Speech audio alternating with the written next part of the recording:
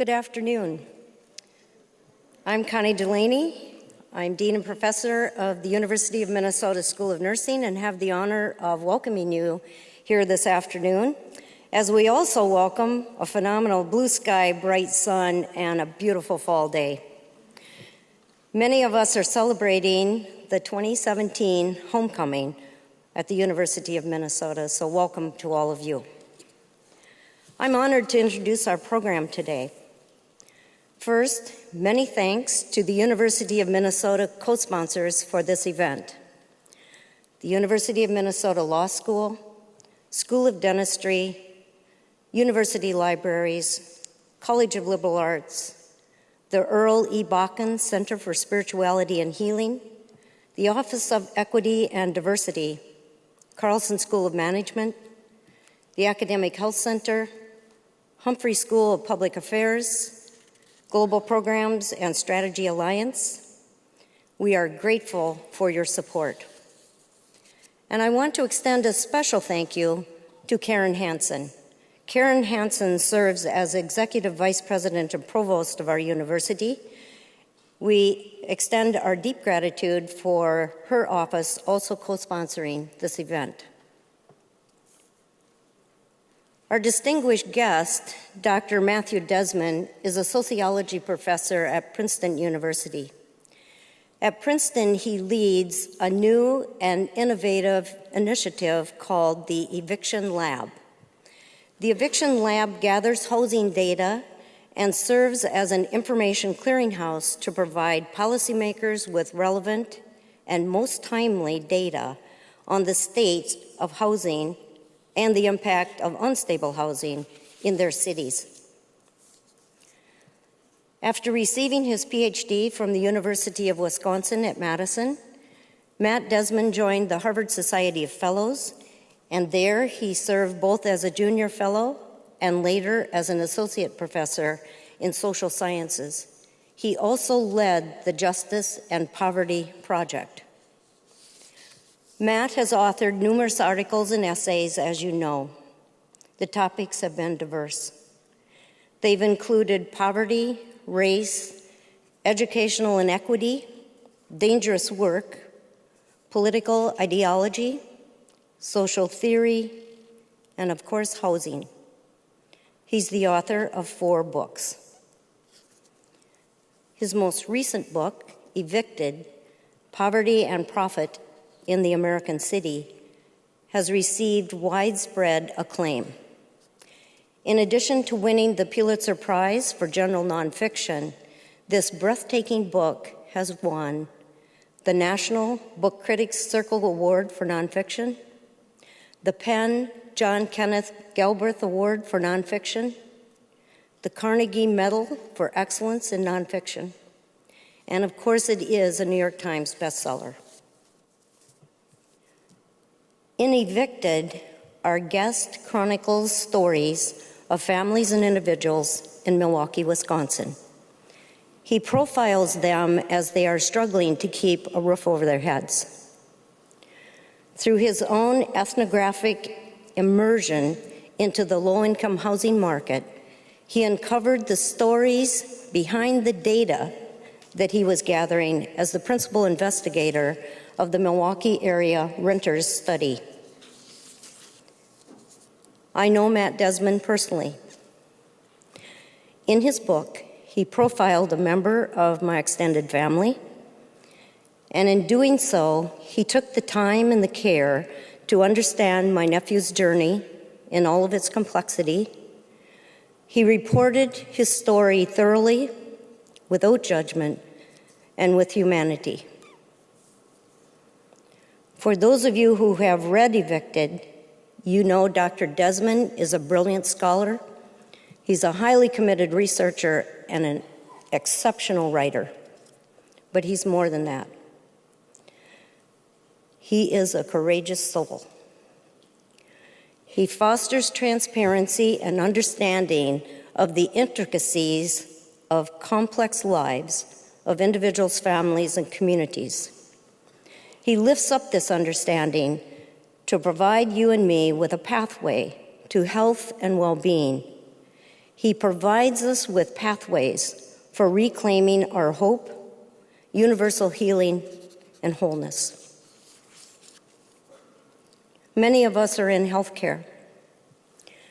We understand that housing is one of the many social determinants of health. We see people thrive, and we see them deteriorate, just as much due to their environment as their genetic makeup. The circumstances of their lives, and also of ours, matters. Those of us in healthcare also tend to think about cause and effect. We tend to think in a linear relationships way. We tend to think about the linear relationships between diseases, causes, and symptoms. Desmond begs us to think differently. He helps us see how unstable housing and eviction are as much causes as symptoms of poverty. So we welcome today's conversation. This conversation with our distinguished guests will take the form of a dialogue. Provost Karen Hansen will facilitate the dialogue. Please join me in welcoming Dr. Matthew Desmond and Provost Karen Hansen to the stage.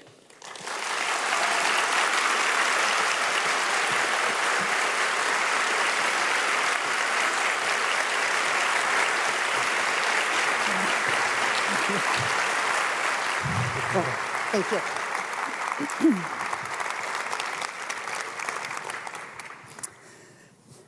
Thank you, Connie, and thank you, Matthew. It is just a pleasure and a privilege to have you here, and we're grateful you've joined us. I want to ask about the overriding ambition behind the book. You said it was to write about poverty as a relationship involving the rich and the poor. You said that to understand poverty, you had to understand better that relationship, and that eviction in particular was a process that brought the poor and the rich together in mutual dependence. Could you say a little bit more about that? Sure. Thank you so much for having me, by the way, though. It's just really wonderful to be here. I want to thank you, Karen, thank you, Connie, for that amazing introduction. And thank you all for sharing this day. It's not like a February day. It's like a nice day, and you know they're getting rarer, so it's even that much more meaningful. So for me, like America is the richest democracy with the worst poverty. That's who we are, and that's really bugged me for a while, and I know it bugs a lot of you.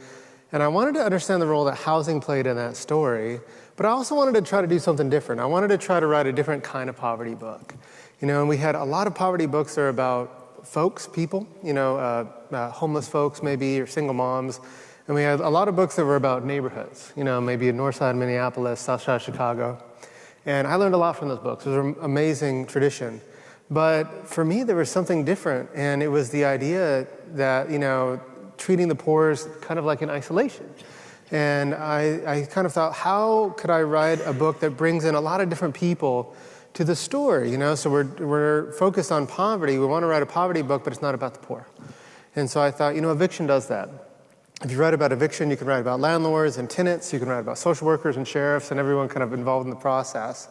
And I thought that that would help us, because I think that if we lean a little more conservative, we tend to have a theory of poverty that's kind of individualistic. We say, maybe it's about education, or it's about certain decisions people made, marriage outside of wedlock, or having kids outside of wedlock, for example. And if we leaned a little more liberal, we might explain poverty historically. We say it's these structural causes, and we might point to things like changes in the economy. And but both of those ideas or theories have one thing in common: they let us off the hook. They're not about us, and they're not about these relationships of inequality. And so that's kind of the reason I got into it, and then found out that this is a huge topic that we didn't know much about. Well, it's an extraordinary ambition, and perfectly executed, with so many people involved and depicted so thoroughly and compellingly.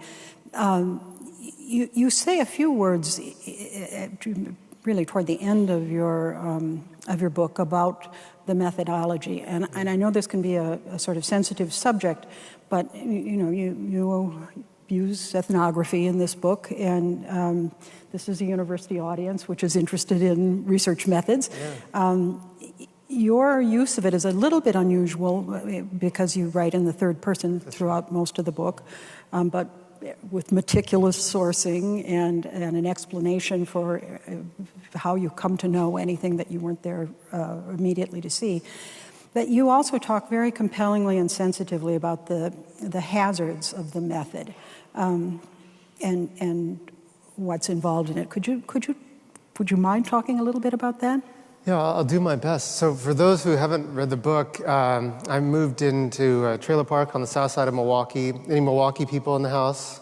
It's okay. Keep me honest. Lived in a trailer park for 5 months, then moved into a rooming house in the inner city, lived there for 10 months, and followed families getting evicted, and went everywhere I could with those families, to eviction court, to their work, to church, ate from their table, watched their kids, slept on the floor, went to several funerals, went to a birth, like a birth. It was my first birth. It was intense. And also try to spend as much time with their landlords, and trying to get landlords' perspectives too, and going to eviction court with landlords too, and watching them buy and sell properties and understanding what makes them tick. And so there's so much we can say to your answer. One is a question about how to write this all up. Clifford Geertz, the anthropologist, called ethnography vitality phrased. And a lot of the work in ethnography is in the writing, right? It is in the presentation.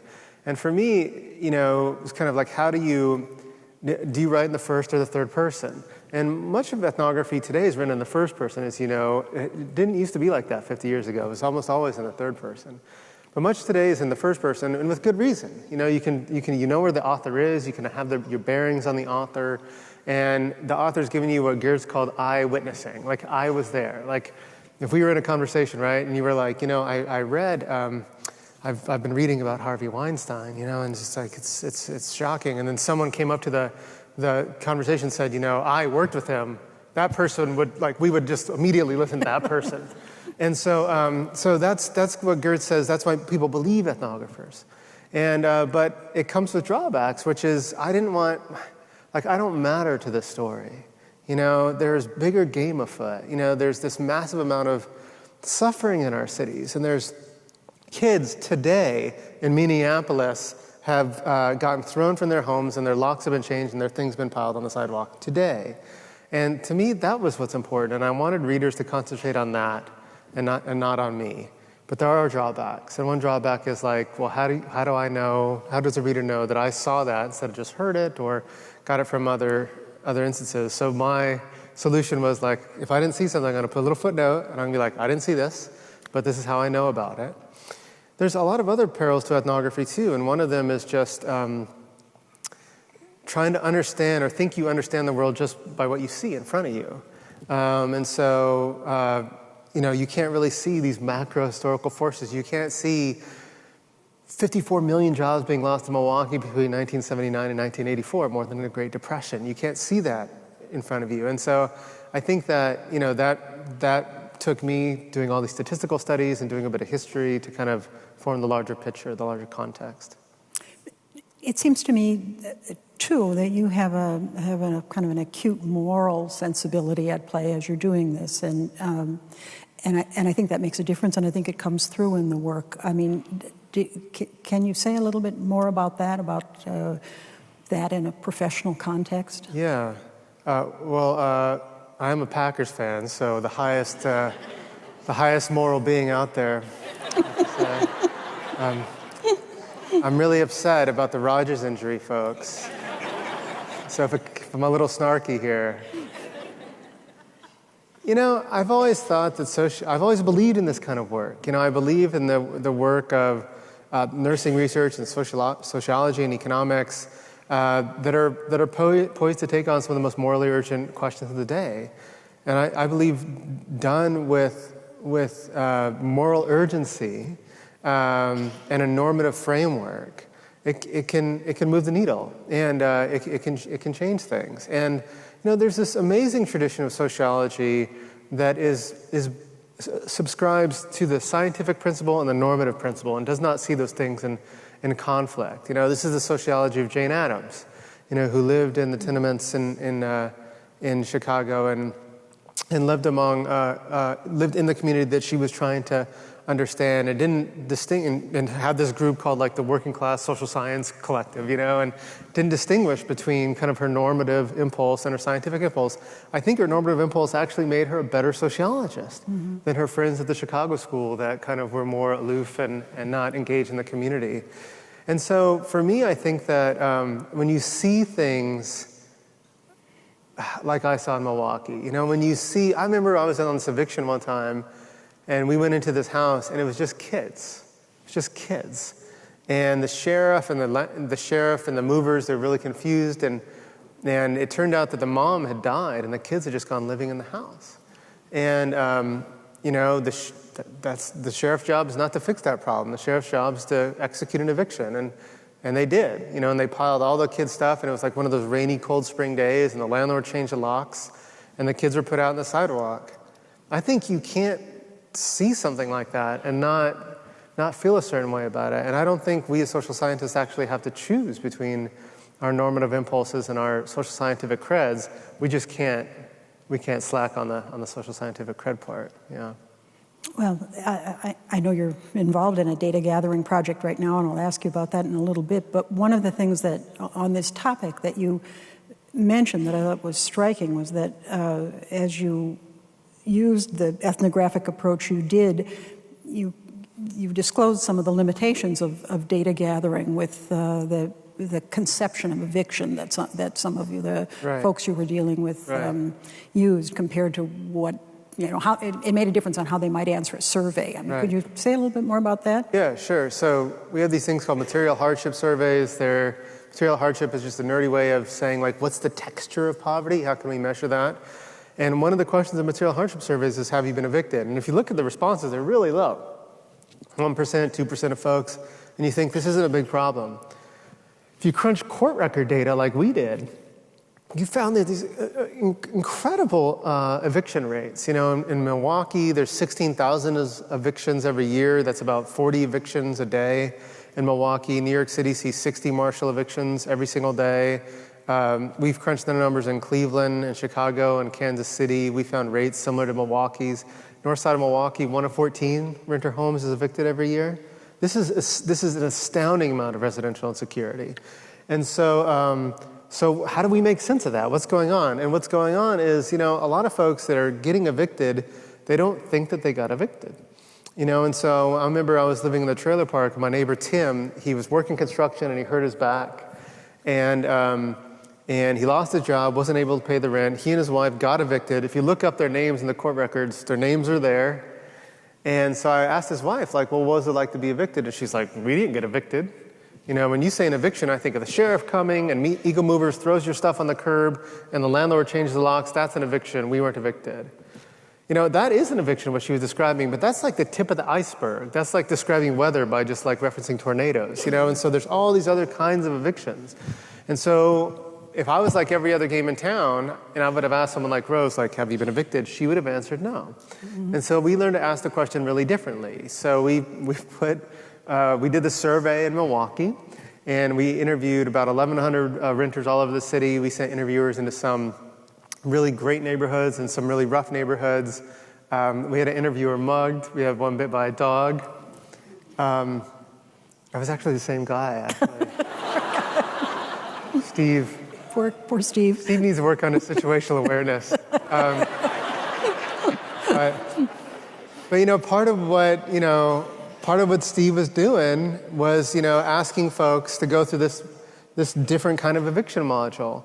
And what we learned is that, like, we ask all these questions about different kinds of moves. Some are voluntary, some are not. And what we learned is, like, every 2 years in Milwaukee, 1 in 8 renters is evicted. Then half of those are informal evictions every 2 years, 1 in 8 renters. Not 1 in 8 like single moms or folks in deep poverty, just renters, which is crazy, And so I think for a while, like poverty researchers and journalists, we've written sentences like, low-income families exhibits high rates of residential insecurity, period. And we even said why. And, you know, we're learning that, like, low-income folks are moving so much because they're forced to.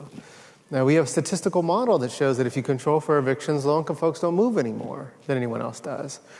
So that means if we want more family stability and community stability, we need fewer evictions. And that insight came from folks like Tim. Mm-hmm. You know, folks like Tim saying, like, helping me think through that. And the good news for you data nerds out there, and I know there's some in the room, we're putting this module in the American Housing Survey. So in 2 years, we'll have national data on the frequency of informal evictions that we've never had before. So that's good. It is good. Your mention of the children, the motherless children put on the curb, moves me to ask another question. I mean, you write very compellingly about the lives of a lot of these children and the families you're chronicling. And how undesirable children are for landlords in general, that and then the effects of eviction on weakening family ties and school impermanence and some of these other things. Could you say a little bit more about that nexus of events for children? I feel like there's two sides to that question, so I'll give it my best shot. So when I started this work, I thought kids would be like a mitigating factor to eviction. You know, there might be more state help, or landlords might have a bit more compassion on families with kids. But you know, we found the opposite. So we did a survey in housing court, and we asked folks, we interviewed people right after their eviction court hearing, because we wanted to figure out, like, why are you evicted but you're not, even though you owe your landlord the exact same amount?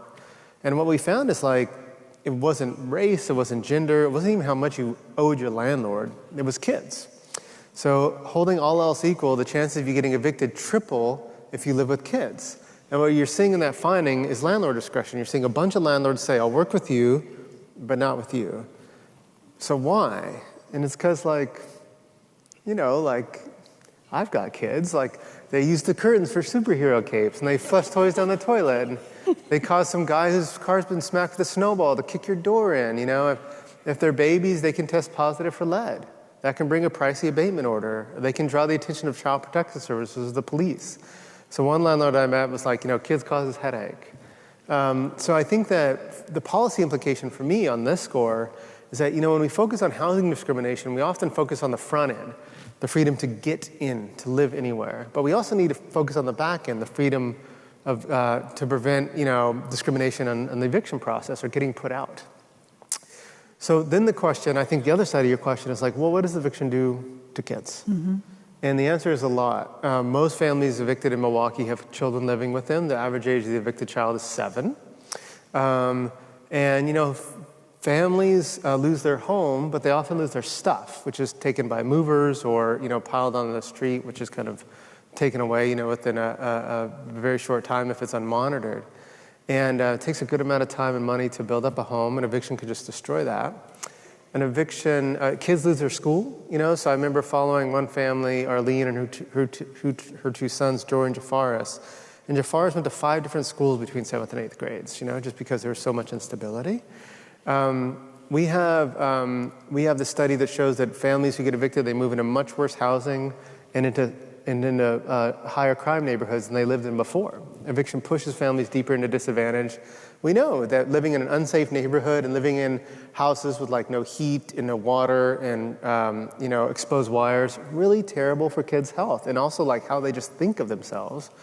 We have a study that shows that moms who get evicted experience higher rates of depression 2 years later, which has to have an effect on kids. And so I think when you add all this up, like the conclusion is eviction is a cause of poverty, not just a condition, and it's leaving a deep, jagged scar on the next generation. Mm-hmm. You just now mentioned the mother's depression and the sort of general trauma that there is for the adults, which surely is, I mean, it must be traumatic for the children too. But one of the things that I've found striking was your discussion about the way in which the fear of that, the fear of eviction, might also lead some women, for example, in, say, circumstances where they might be battered or something, not to call the police, so they wouldn't be evicted. Right. You said so many fascinating things about the domestic trauma of the constraints on these families that I was wondering if you could shed a little more light for the audience on that too. Yeah, so when I was doing this work, I've noticed that women seem to be getting evicted at higher rates than men. So what I often do when I have like an inkling or a hypothesis is I talk to folks in the field and say, like, what do you think? And so I went to landlords and I said, this is what I'm seeing, what do you think? Why is this going on? And so they had a lot of different answers, but one thing that they said is it's the nuisance ordinance. And I know this sounds really boring, but stay with me. It's not. So I was like, what is that? And they're like, well, when our tenants call 911 a lot, often we get a letter from the city of Milwaukee, and it says, you're a nuisance to our city. And if you don't fix this nuisance, we're going to do something to you. And like the threats are non-trivial. Like you could lose your property, you can get fines with commas in them, you could go to jail for 90 days. So if you're a landlord, you get a letter, it's a bad day. And so I said, well, what do you do to folks that are nuisances? And the landlord's like, well, we evict them. And they said, and here's the catch. Like the police think it's drug users or people partying, but you know who's calling the police a lot? It's women who are in abusive relationships. And so I was like, that's bad. And so I went to the city of Milwaukee and I was like, give me all your nuisance ordinances for the last 2 years. And they were like, no. And so then I was like, I got a lawyer, you know, and we filed the Freedom of Information Act and we got him. So they're like, okay. And we crunched the numbers, and the landlords were right. You know, every 4 days in Milwaukee, landlords were getting a letter saying, you're a nuisance, and it had to do with domestic violence. And over 80% of cases, they were evicting the tenant, which means we were putting these women in this terrible position. You can either call 911 or risk eviction, or you cannot call 911. You can risk more abuse. So that was the bad news. The good news is, when we showed the Milwaukee Police Department the findings, they freaked out and they changed their law. We teamed up with the ACLU and they started a campaign called I Am Not a Nuisance, and they've litigated in Pennsylvania and Arizona and Indiana, and if you guys have a nuisance ordinance, like the ACLU is coming for you. So that's been productive. And then right before the election, I had a meeting in the Senate, and you know, we talked about this issue, and 18 Democratic senators, you know, were like, let's do something about this, and they signed a letter. And they asked HUD to issue guidance, and HUD, right before the election, like put federal law back on the side of domestic violence survivors. So for the students in the room, I think it's a little example of just how just social science that's kind of trying to figure out how the world works could actually lead to real-world policy change. That's inspiring. Well, we're kind of on the topic of the personal relations and their impact here. One of the things that you illuminated so beautifully was a nexus of issues about familiarity, about intense, immediate familiarity with people who weren't biological or elective family members, but who were brought together by need, right. And then the volatility of those relationships. It was a complex set of social relationships, and I was wondering if you could either give a few examples or explain a little bit more about that, about people drawn together quickly and then exploding again outward. It's such a privilege to talk to someone that's engaged the book so deeply, I have to say. I'm almost ready for you to be like, on footnote 37 on page. I'm ready for it. So one of my favorite ethnographies is a book called All Our Kin by Carol Stack. It was written in 1974, I think. And it asks a very simple question, which is like, how do people facing extreme poverty survive? And her answer is eloquent and simple, but it's like they rely on extended kin networks, you know? You need help, you ask your auntie for $50, you pay it back next month by watching her children. Someone gets evicted, you take them in, they lose their job, you make a connection. It's like this idea of there's these dense kin networks. So I went to Milwaukee and I thought, you know, you'll really see the rubber hit the road with an eviction. You get to see who your friends are. And I expected to see something like Stack saw. And I just did not see that, you know. And we often talk about the fraying and destruction of the safety net in America. There's something that's happened to the family safety net too, where, you know, folks did rely on their family members, but not anything close to like what Stack identified. And so, well, what did they do? And the answer is they relied on strangers, and they had this incredible ability, this adaptive, like creative tactic to learn how to like make a friend really quickly. And so just a few examples. Crystal was a woman I met in Milwaukee. She was 18 when we met, and she got evicted, and she was at a bus stop one day, and she met this woman, and she learned within a very short amount of time that the woman was in an abusive relationship with a boyfriend or a husband and wanted to kick him out, but couldn't go without his income. And Crystal, needed a place to stay. She was homeless, and boom, there you go. So they were roommates by the day's end. So you meet someone at the bus stop, boom, you're roommates by the day's end. And Crystal would, had these ways of talking about their relationship in a very familiar way. It's like if you didn't know Crystal, you would have thought this woman was her actual mom. She called her mom, and kind of. But that's a really tough thing to maintain. We do this a lot, in our daily lives. No matter if we're rich or poor. You've had that experience where you're like on an airplane and someone's like, "I'm having an affair," and you're like.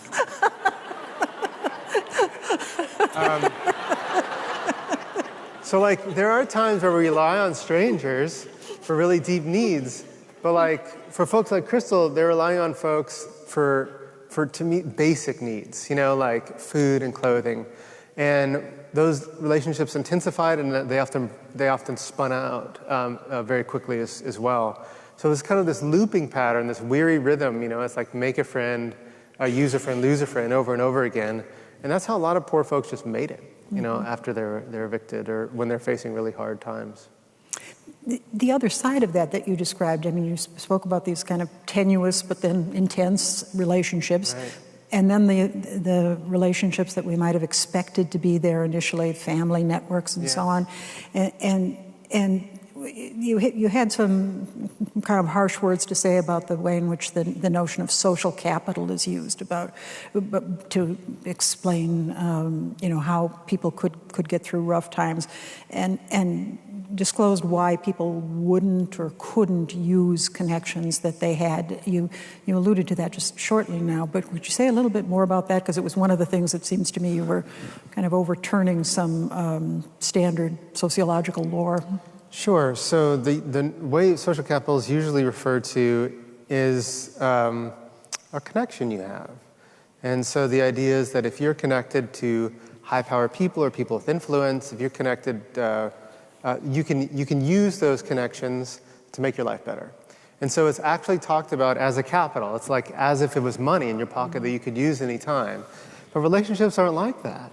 And you can be connected to people that are influential, and you can have a hard time accessing those connections because you feel like a failure, because it's embarrassing, because you asked that person for help 3 months ago, and because sometimes what they have to offer isn't just a roof but also a lecture, And so I remember Doreen Hingston was a woman I met in Milwaukee, and she was the youngest, I think, of 9 kids. And, she was living in this really tiny 2-bedroom apartment that her and her family called the rat hole for a good reason. It was really run down. The plumbing had stopped working. There was a big cockroach infestation. A door fell on a kid. It was rough. And, she was facing eviction. And so I knew she had a sister in Tennessee that was doing pretty well. She had a brother who was a police officer. She was connected to folks that were doing much better than she was, but she never reached out to them. And I just said, why? What's going on? And she referenced her sister in Tennessee and said, well, so-and-so, she's always like mother hen, and I'm going to hear about it, and I'm tired of hearing about it. And, those kind of psychological pricks can add up, and they can prevent folks facing material hardship to avoid accessing one of those ties because they don't want this kind of prick to their self-worth. Mm-hmm. You also talk about people essentially evicting their own relatives or people who they take in for a while and then they, for various reasons, put them out. Yeah. There's just an accumulating sense of the tenuousness and the other forces impinging on these relationships. Do you want to say a little bit more about that? About why people would do things like that? Yeah, I think I would do that. If my sister came and lived with me just a month or two, I think that she's out. We're like that, right? And And so I think some folks did it because the law, and so some folks took in folks and allowed them to stay with them, but they knowing that put them at risk of eviction. So if a landlord found out that your cousin was sleeping on your floor, or your partner just got out of prison and you took them in, that could really, so in that way, eviction's kind of like contagious. Your eviction can lead to someone else's eviction. So some folks kind of try to say, like, you can stay for a few days, but then you got to go because rules are rules, and they had a point. And then other folks, if it's just, the stressors of the everyday stress of poverty can kind of get accentuated really at the family level, at the local level. And so, you're living in close proximity, you're stressed out. Maybe I eat your food, that's tough, foods for food insecure families. And I think that the anxiety of poverty can be accentuated when you feel like you have to carry someone with you. Mm-hmm. And so I think that led to this kind of straining of family bonds too. That, I guess one could see some of those decisions then as rational decisions, but they undoubtedly hurt the people who had to make them as well. One of the things that comes through so pervasively in the documentation you provide is this lack of control all these folks have over their lives and the loss of agency. And that, in turn, seems to lead to a loss of a sense of self-worth. You speak of it, or I think maybe you're quoting somebody, but it was these cascades of adversity. And try to describe then what you call kind of a pacing technique for people to deal with it, which right. looks very irrational to people right. who are better off. Yeah. I think that's something that would be good for the body politic to know more about. Can you say? Yeah. This is such a close read. This is so great. So poverty is never just poverty, right? It's this correlated adversity. It's this linked ecology of social maladies. For some folks, it's violence too, and for some folks, it's mental illness, and for some folks, it's addiction. For some folks, it's neighborhood danger, crummy housing situation. For some folks, it's generations of deprivation. And that's what poverty is. And this word we have, our language of describing the situation is it's self-impoverished and thin. And so I think that really looking at poverty in the face, you're not just confronted with the income level, right? You're confronted with things that cut across dimensions, psychological, social, material, and institutions. Schools, family, prisons, neighborhoods. And so one thing that's surprising to an observer like me was I saw folks confronted with these situations and it wasn't like a big deal to them, And I early on in my field notes, I had this little phrase and I called it white eyes. And things would happen and I'd just be looking at people like, crap, that thing just happened. And they would get really self-conscious. And, Vanetta especially was like, stop looking at me like that. And I learned just to look at poverty coolly. And then there were these moments that looked very confusing to me at first until I kind of thought about this pacing technique. So speaking of Vanetta, so one time Crystal and her were applying for housing. They were both homeless. They both had been evicted. These are two young African-American women. And they were looking for housing on the south side of Milwaukee, which is the Latino community. And I stayed in the car to watch Vanetta's kids. She had 3 young kids. And, they came out of this apartment, and Vanetta was really shook up. And I said, what happened? And she said that, she was viewing the place. It was small, and it didn't have a tub. You got 3 young kids. A tub is important. And so she asked the landlord, do you have a tub? And the landlord was like, yeah, I do. He just got off work, yeah, I do. I have this other place, it's the same cost. It's a little bigger, there's a tub. And then he kind of just stopped himself. And then he pretended to answer his phone, and he was like, golly gee, it was just rented, So it's just blatant discrimination. And so I wrote down his number, and I, who am white, called him up the next day, and I viewed the apartment and told him I had 3 kids and an income that was similar to the women. And I was like, do you have a tub? And he's like, sure do. So he drove me to the place, and I turned him into the Fair Housing Authority.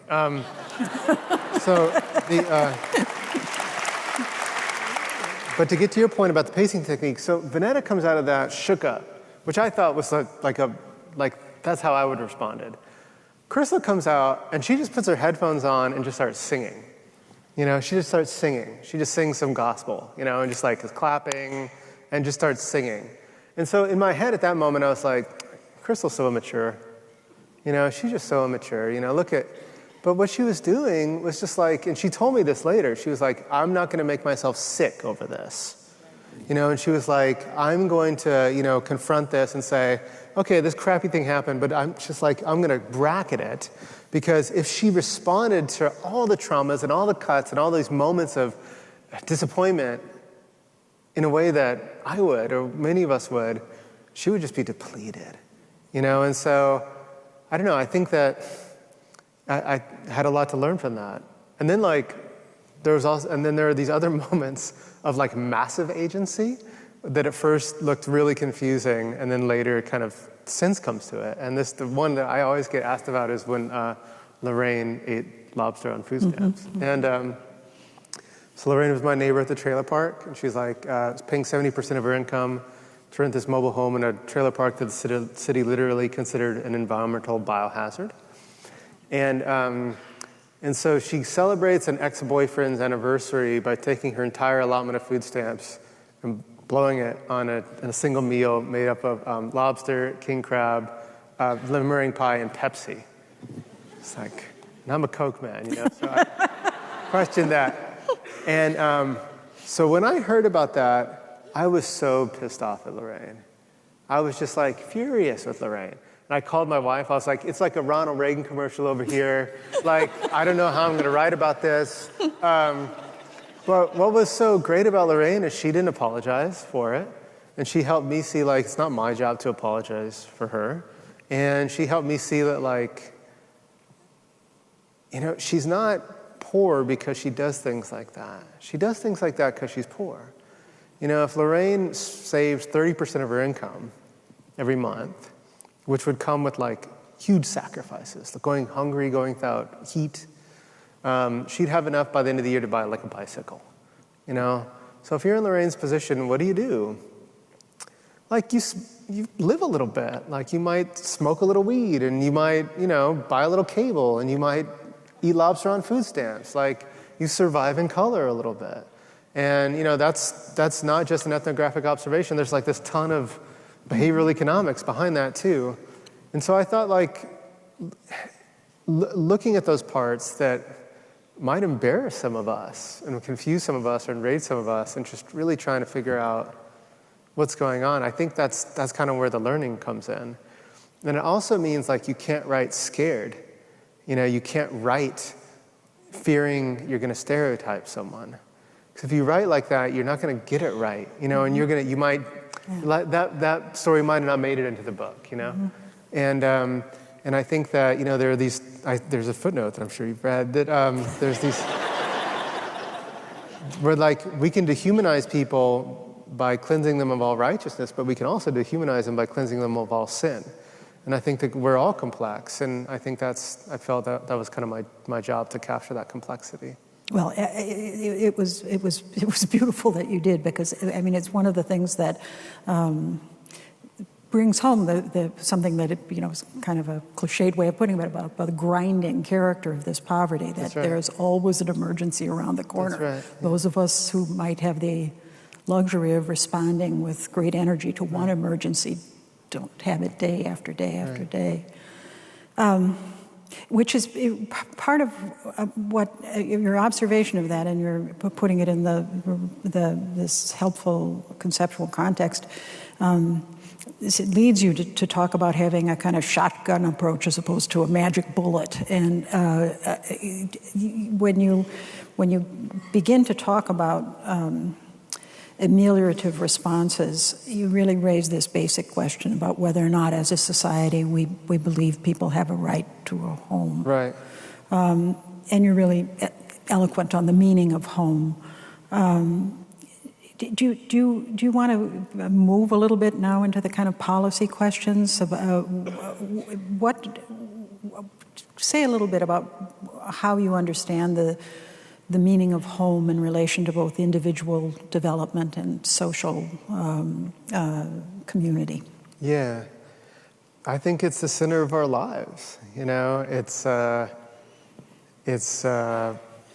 refuge from work and the grind of school. We say that at home we're ourselves, everywhere else we're somebody else. It's part of our American story. We want to own a home one day and maybe invest in a career, raise a family. It's really telling to me that in languages spoken all over the world, the word for home encompasses not just shelter, but like warmth, family, community, the womb. In ancient Egypt, the hieroglyph for home, it was the same one as for mother. And so I think that for me, without that, without stable shelter, everything else falls apart, which is a good enough argument for the affirmation of housing as a right in America as any. I mean, we've affirmed provision in old age, access to 12 years of education, basic nutrition to be rights in the country, because we believe those things are fundamental to human flourishing. Mm-hmm. And, I don't think there's an argument that has any legs that says, well, we can do without housing. Yeah. And so I think that's absolutely right, and I think it should be put in those normative terms. And it's certainly something that's well within our capacity to deliver on, too. And yet in all of the documentation you do of these people being put on the street, we seem operationally not to recognize what you just said, and you cast that as a kind of traumatic rejection of the person to the person, that whether or not they take it in those terms at the time, that it is a denial of this basic human need, and so it's all the more traumatic for that. It's not just one bad thing that happens to you, but a kind of rejection of your personhood. Do you want to say a little bit more about that? Yeah, I think the judgment goes into it. If you go to Milwaukee County Courthouse Room 400, where all the evictions happen, also all the weddings, so that's it's a weird scene. Right behind the commissioners, there's this giant portrait of Moses descending Mount Sinai with the Ten Commandments, looking down on the Israelites. I feel intimidated in there, and I'm not. I'm just there to take notes. And so I think that it is this moment of judgment, getting evicted. And I think people experience it like that. I remember when our home got foreclosed, my family lost our home to foreclosure before it was all the rage. I don't remember thinking, gee, is the bank making more money off this? And I don't remember thinking, what happened to this nation of homeowners that we had after World War II.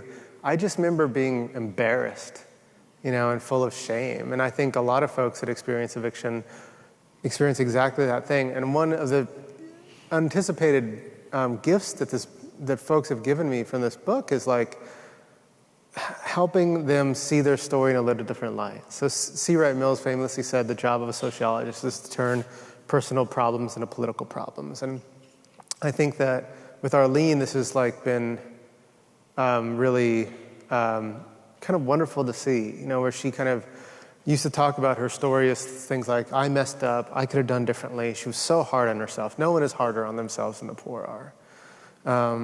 And now she kind of sees, she doesn't deny any of that. She won't let that go. But she also sees her story as a bigger American story. She knows that there are millions of Arlenes out there every year.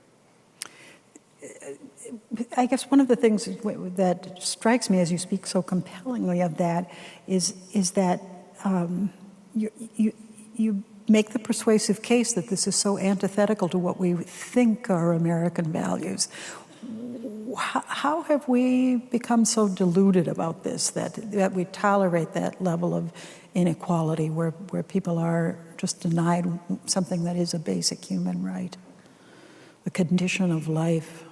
I mean, what other I don't know, are they values, or what other social forces are moving people to accept this level of eviction that you've documented? It's a good question. I mean, it used to be really rare, eviction, and draw crowds. It used to be scandalous. I mean, we used to sit on people's furniture and wag fingers in front of marshals' faces and say, this isn't us. We're not going to allow this happen in our community. And I remember running across a story in the Times from 1932 that was about the eviction of 3 Bronx families in February. And the reporter said, because of the cold, only 1,000 people showed up to protest.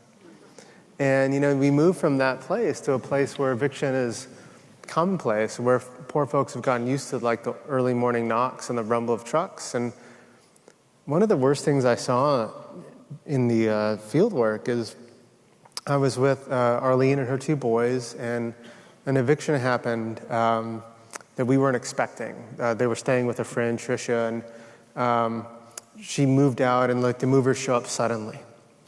And so it's a chaotic scene. There are all these strange men in the house, and they're packing Tricia and Arlene's stuff into bags, and Arlene's running around crazy, trying to find medication and her phones.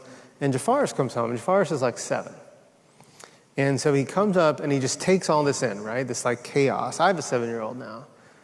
And if my 7-year-old saw that thing, he would freak out. He would have so many questions. He'd be crying. Jafaris didn't do anything like that. He didn't ask a question. He didn't cry. He didn't go get a favorite toy.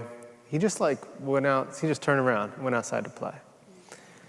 So this normalization of suffering is something we tolerate, not only in our poor communities, but in our middle class ones too. It's amazing to give a presentation in America and then go to Europe and give the same presentation.